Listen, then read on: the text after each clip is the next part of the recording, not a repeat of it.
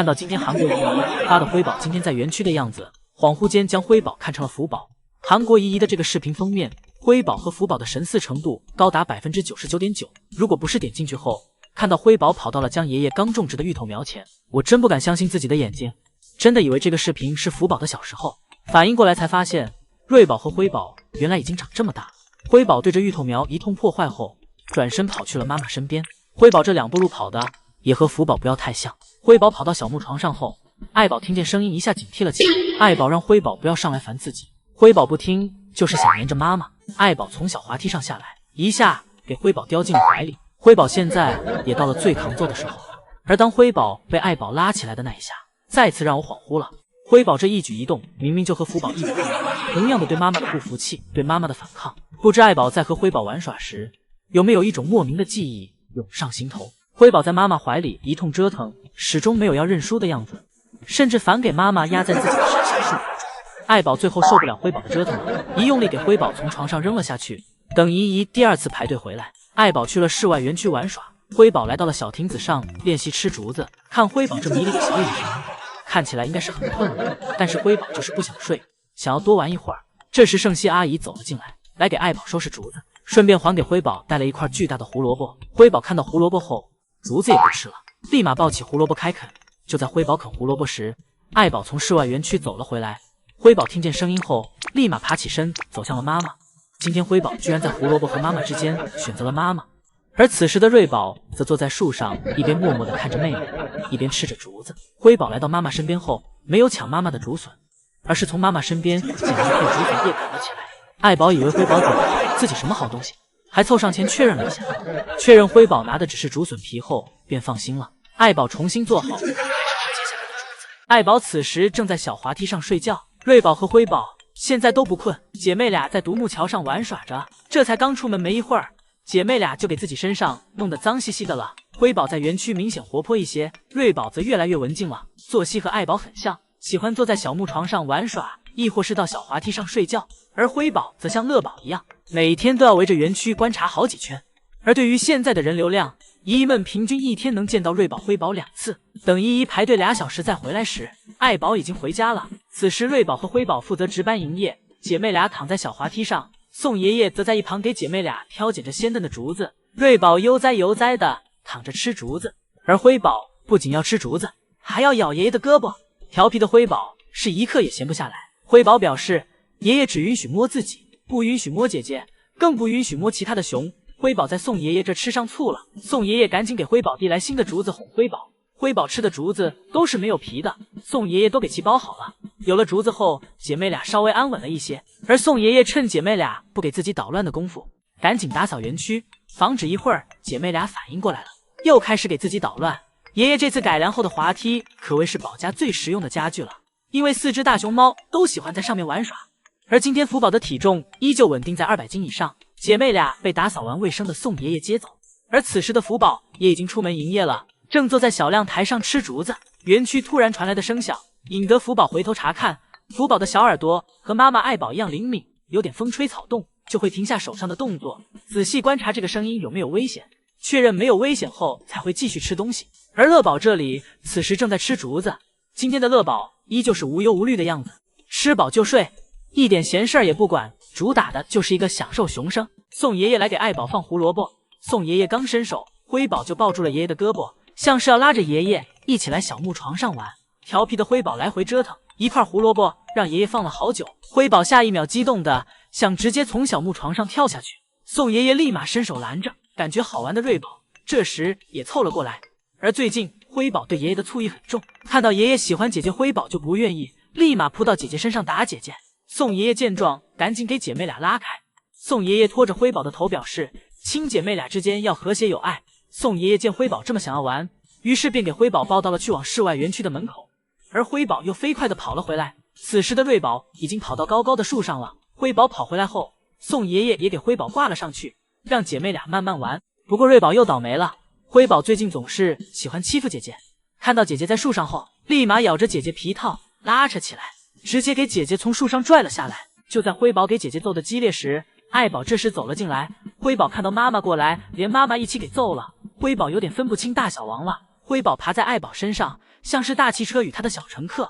爱宝此时并不愿理会辉宝，而是从竹子堆里找出了刚才奶爸放置的胡萝卜吃了起来。而辉宝则一直在旁边骚扰着妈妈。辉宝和福宝小时候一样，每顿揍都不是白挨的。等哪天爱宝不忙了，相信爱宝会加倍还给辉宝的。而就在中午，爱宝吃完饭后，此时辉宝正在攀爬独木桥，爱宝想让辉宝下来，让其注意安全。下一秒，爱宝一转头，又和小亭子上的瑞宝对视上了。瑞宝立马就跑了，像是下定了某种决心。爱宝紧跟其后，给瑞宝从独木桥上推了下去。宋爷爷这时来到园区喊爱宝回家，爱宝随即叼着一个，飞快地往家跑去，而身下的熊已经被拖懵了。等姨姨们反应过来时，才发现刚才被拖着的是倒霉的辉宝。爱宝回家后，宋爷爷走进园区，开始为一会儿福宝的到来打扫卫生。宋爷爷在昨天的日记中提到，姐妹俩现在体重都已经超过15公斤了。而宋爷爷为了满足姨姨们对瑞宝、辉宝身体其他部位的好奇，特意用自己手去做对比。宋爷爷表示，例如辉宝的尾巴大概就这么大，而头只有这么大，没有那么长，脚有这么小，胳膊则就这么大点。姨姨们纷纷表示，宋爷爷再不长大，真的要排在瑞宝和辉宝的后面了。除此之外，宋爷爷还表示，姐妹俩渐渐的开始对竹子产生兴趣了，通过本能和跟妈妈学习相结合，熟悉竹子的速度也越来越快。而作为管家的宋爷爷，则在旁边负责给姐妹俩将竹子处理成合适的大小递给他们。宋爷爷表示自己现在会经常和瑞宝、辉宝一起拍合照。当时福宝小时候，宋爷爷拍的全是对脸大头照。现在2胎了，宋爷爷也有了一些经验，也学会在拍照时如何找角度了。而且宋爷爷也认为，现在瑞宝和辉宝也已经完全适应了室内园区，他们知道了从哪里回家，妈妈会在那个地方干什么，以及自己想要的东西在哪一个地方。除此之外，在这周，宋爷爷给姐妹俩分别制作了2个竹筐秋千。宋爷爷表示，辉宝对于竹筐兴趣很大，玩得很是积极，而瑞宝相对于来说更谨慎一些，需要更多的时间来熟悉竹筐。而姐妹俩也正在姨姨们的每天关注下暴风式成长着。